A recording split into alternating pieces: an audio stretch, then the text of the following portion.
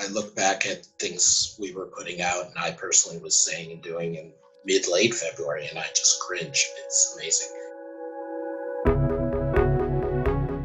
In this first episode of the new series, I thought we might step back to think about the economics of the coronavirus, how economists have responded to this very different kind of shock to the global economy, and whether the right advice has been getting to governments as they try to cushion the blow.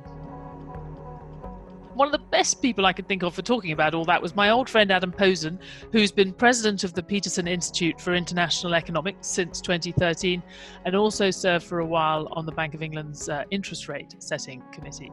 Adam, thanks very much for being with us from your book-lined office. Thank you for having me, Stephanie. We're all living in a very different world from a couple of months ago or even a few weeks ago. How do you think economists have done in first sort of assessing this shock and then thinking about how we respond to it? I think economists have displayed both the strengths and the weaknesses of the profession.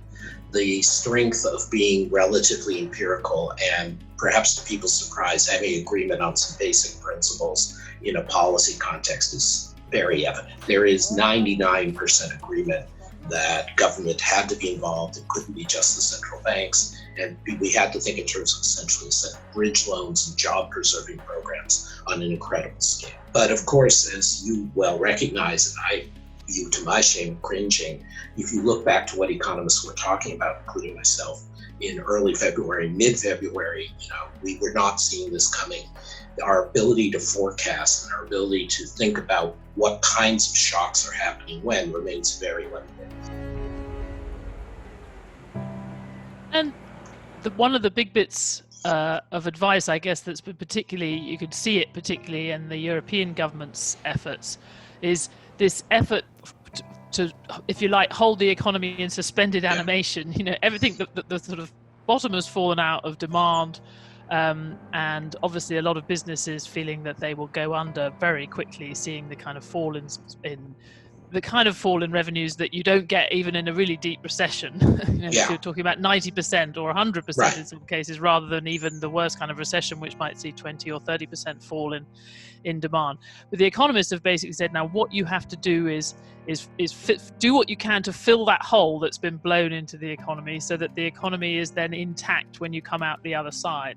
Do you think we know what we should be trying to do in principle? Do you think in practice we're going to be able to do that? I think you've hit the profound insight, Stephanie, which is that even more than a usual recession, this is something where there's an abrupt sudden stop, and who falls apart in terms of businesses and jobs depends entirely on cash flow at that moment.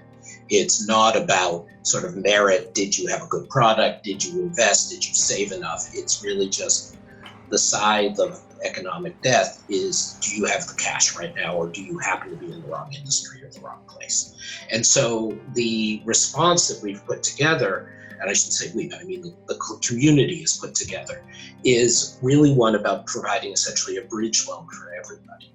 It's the goal to say, don't foreclose on mortgages, don't foreclose on loans, don't put people off of jobs if you can hold on to them, or if we, the government, we, the public, fund you to keep those jobs. Because there is this reality that once something goes under, if it's a company, if it's a job place, and people leave, that it's very hard to rebuild.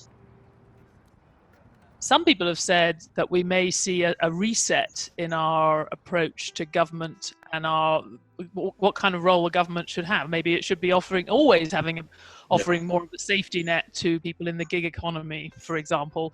Will this different attitude towards government change, do you think, even in somewhere like the US? I think it will. I think there'll be pressure in that direction, and I'm hopeful, but I also think this is going to be much more contentious. I think that there will be, I'm already talking to people who say, again, not completely unreasonably, well, we don't want to communize the system. We don't want a permanent ownership of government of all the main industries. But I certainly believe the U.S. has a real opportunity and a real reason now to move towards more safety net, as you say, for its workers, for its people. And I think also what's become very clear with the changes in the unemployment regime in the U.S. is that we do have a lot to learn from Europe. that you need to make it so the jobs are not as fragile as low connection, as you mentioned, gig workers, informal sector, part-time people, but also even full-time people in the US tend to have much more tenuous support and connection to their jobs at the lower end of the income scale. That should change. Adam Posen, thank you very much. Thanks for having me.